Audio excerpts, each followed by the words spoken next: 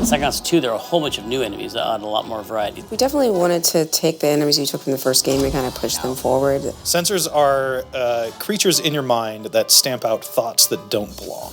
They're the most common thing, but I actually think they're really great. Trying to tell you no, trying to get you to shut up, just getting in the way. And every censor represents a different part of your brain that's kind of fighting against the intrusion that is you as Raz. You want to have a base level enemy that can be used in so many different situations. They are very similar to the censors that you remember from Psychonauts 1, with the addition of small and large versions.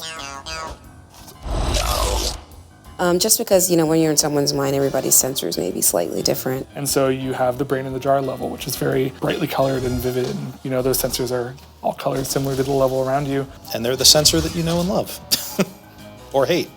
I have those. I hate them, but I kind of need them. I feel like we really just have expanded the cast of enemies. This shouldn't take too long. We also have flying enemies, like the regrets, that are weighed down by the regrets they have, and they carry them around and they can drop them like bombs. You're trying to mind your own business. You're trying to go in a straight line, and you look up, and then guys are like on top of you, and you're just like... But no, having a ranged enemy that can fly around was a really good addition to a lot of the combat encounters. It gets the player's attention off of the same plane that they're on, and to think about, the sky or just look up. We have these ground-based sticky enemies called doubts. You just feel ugh when you see them. They just slow you down if you try to march through them, and luckily they're very flammable, as Lily Zanato tells you. They're highly flammable! It's not just the best way to kill them, but when you light them on fire or their sticky goo on fire, you can then light other enemies on fire. We really wanted to focus on the metaphors of what happens in the brain, and I think the mechanics around them kind of played into just the metaphor immediately. They're really interesting because they feel like they've been in the world of Psychonauts forever. All the enemies in the game are just things that everyone has in their mind. Everyone has censors, everyone has doubts, everyone has regrets, everyone has bad ideas. And Raz happens to have a ton of them. And so when he's in a brain and he has a bad idea, he's going to have to fight them. Look at the little kitty things with the light. I think the light bulbs are cute. And yeah, I think the character design of those are really adorable. And when you meet them for the first time, Raz will have just discovered Mental Connection, and that'll be a really helpful power in pulling those bad ideas close and punching them up. Yes! No room in here for any bad ideas but my own. Something we didn't have in the first Psychonauts game, we have a support unit, which is called the Enabler. An Enabler is just... They're just jerks. If you're not paying attention to it, it just can wreak havoc on a combat. They run around the battlefield and they will buff the other enemies that you're trying to fight. Once an enabler is on the battlefield, you may need to really focus on it, otherwise you can't really damage the enemy that's buffing. My favorite way to take care of an enabler is to use pyro on it or use time bubble to slow it down so it can't keep getting away. It's they're not necessarily the worst thing in the world, but they're not necessarily helping the situation either, and sometimes actually making it worse. They're very positive and have a lot of great cheerleader type things to say, but they really are not helping. I love and hate the judge. I really like the judge.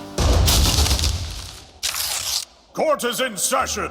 We have some big enemies like the judge, who carries a giant gavel and is ready to cast judgment on Raz and everybody.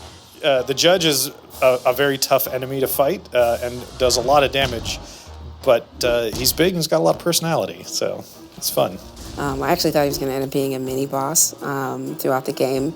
He's one of the hardest enemies, and I think that that lines up, that checks out with me. He's just there calling you names and telling you you're not good enough immediately and throwing the book at you. He's not as dangerous if you can get his mallet away from him. He's a lot easier to subdue. Compared to what the other enemies stand for, that is very present. That's the one you see come out of people's personalities, in me. We have an enemy that's a bad mood.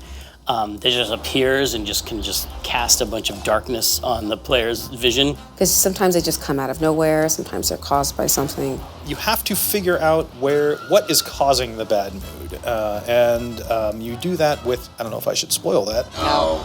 Really, when you think about bad moods, they're kind of storms of emotion. If the player is clever, they can figure out what's the cause of the bad mood, what's the source of it.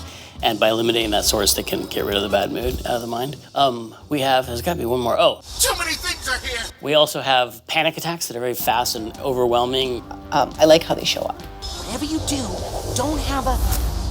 The panic attacks are probably the most dangerous enemy that we have in the game. They're like horrible, hugging, swiping, too many colors. You can subdue them maybe with time bubble or something to slow them down if you want to have a chance of landing a blow on them. They're certainly the most engaging to fight because they move so quickly. I want them to be gone as quickly as they have arrived. The panic attack, I think, was really interesting to kind of see how the team interpreted. That's something where, you want to be sensitive to like the actual lived experience of people who have panic attacks. You can't catch your breath and you can't, center yourself. Yeah, that's cool. Yeah, I hate it.